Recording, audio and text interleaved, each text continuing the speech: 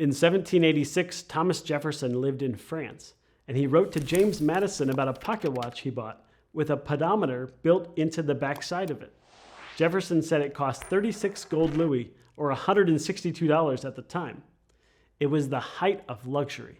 In modern day terms, that's equivalent to a $300,000 watch. On a related note, I recently bought a pedometer myself. I bought it on Amazon for $15.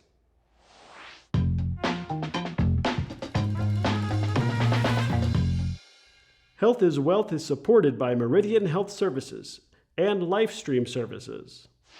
Today on the show, we're going to talk about how we track our activity on a daily basis, from my $15 pedometer to a $400 Apple Watch. What does my smartwatch do for me that the pedometer doesn't? I called up Alex Montoy, who's been researching these devices for well over a decade. Yeah, I've been in this, what I call the wearable space, since about 2011, something like that. It was right before Fitbit and other wearables like that got really popular. And we've had these wearables in the space for decades from a research standpoint. They're much more basic than the wearables of today. But yeah, it's been really fun to see the technology evolution and the popularity that's come along in the last 10 or 12 years. That, since Apple Watch came out and those types of things. Fitness trackers, activity trackers, wearables, wearable health technology probably is your most all-encompassing term. I clip this pedometer to my belt, and as I walk, my hip moves up and down slightly as I pick my foot up and set it back down. The accelerometer inside captures that movement, measures it as a step, and voila, there's my daily step total. Thomas Jefferson's pedometer worked on the same basic principle, but it was a little more complicated. It had a tape that ran from the watch pocket of his vest down inside his pants to hook onto the knee band of his pants. And that's how it detected his leg motion. This is a little bit easier. Alex says the pedometer is essentially measuring the total volume of your activity throughout the day. A morning run, walking across the parking lot, walking to the refrigerator. It's all measured in one number that you can see at the end of the day to tell you, how active was I today? What that doesn't tell you, though, was all those events that led up to the end number, right? So I could accumulate 10,000 steps before 8 a.m. and then get hardly any through the rest of the day, or I could accumulate it slowly through the day. And so we miss out on that with just the pedometer type technology. The other big limitation is there are lots of activities where a pedometer just isn't useful at all. And it could even be pushing you in the wrong direction. Alex told me about a research study he was involved in at Ball State that gave step trackers to participants.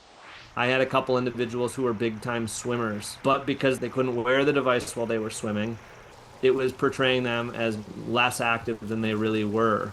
And so those individuals were tending to swim less and adopt walking as a behavior, or jogging or elliptical or something else where they were capturing stepping behavior.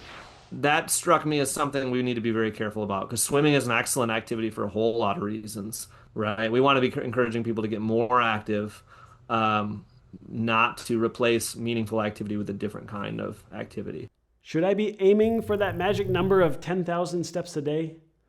Well, that number was actually a marketing tool from the 1960s, a nice round number to help sell pedometers. The average American adult currently takes 3,000 to 4,000 steps a day. A study last year showed meaningful improvements in health outcomes at 7,000 steps per day.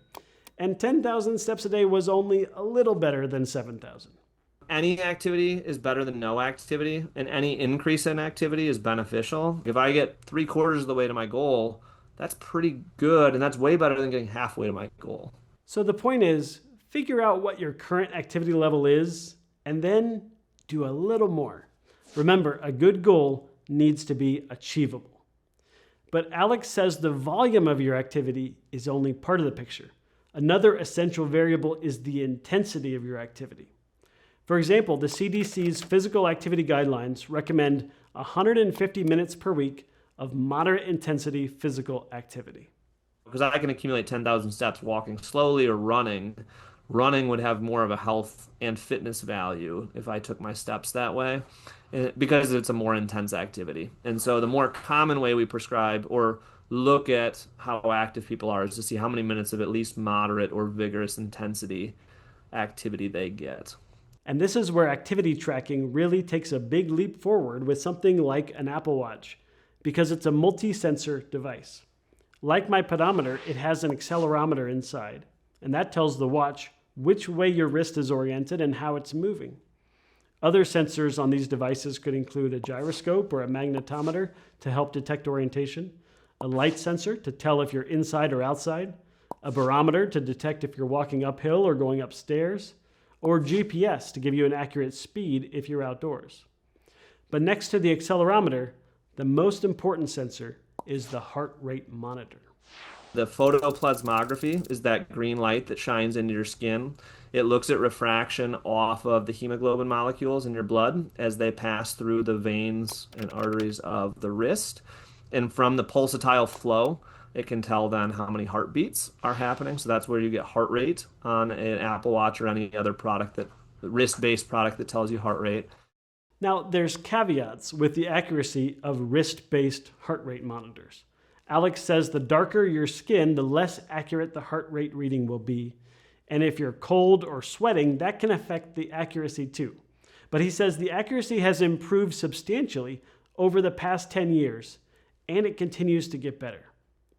So my Apple Watch takes the accelerometer data and adds in the heart rate data, and now I can start to see my day's activity in different ways. You can look not only what was my total activity from the day, but how many minutes did I get at certain intensity levels? That's a huge difference and a huge benefit of something like an Apple Watch for understanding exercise behavior. Since the Apple Watch was announced in 2014, its activity tracking has centered on a visual concept of 3 concentric rings. The first ring, the red one, they call the Move ring. It combines sensor data for heart rate and movement, plus information like your height, weight, and age, to estimate how many active calories you burn throughout the day. So if your step count throughout the day was a 2-dimensional chart, this is kind of like taking that 2D view and making it 3D. Because this isn't just how much did I move, it's how much did I move and at what intensity. The middle green ring Apple calls the exercise ring, and it tracks your minutes of exercise. Again, it's using that combination of sensors to figure out how many minutes of the day am I moving at the equivalent of at least a brisk walk.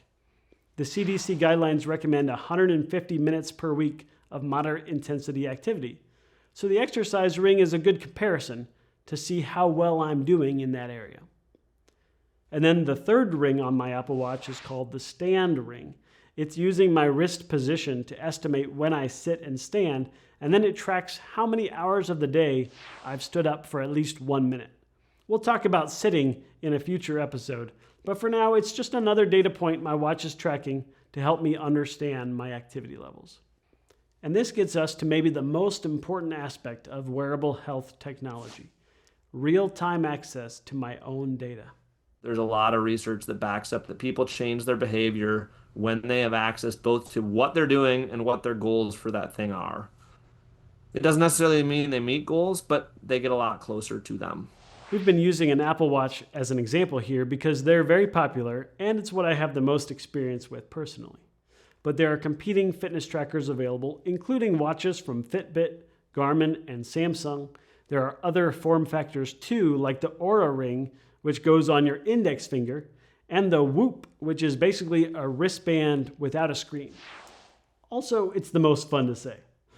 The exact combination of sensors varies, and the price point does too, but overall, when you buy one of these multi-sensor devices, you're paying significantly more than for a basic pedometer. And in return, you're getting a lot more data about your activity than the pedometer. The big question is, how will you use that data? Knowledge is power.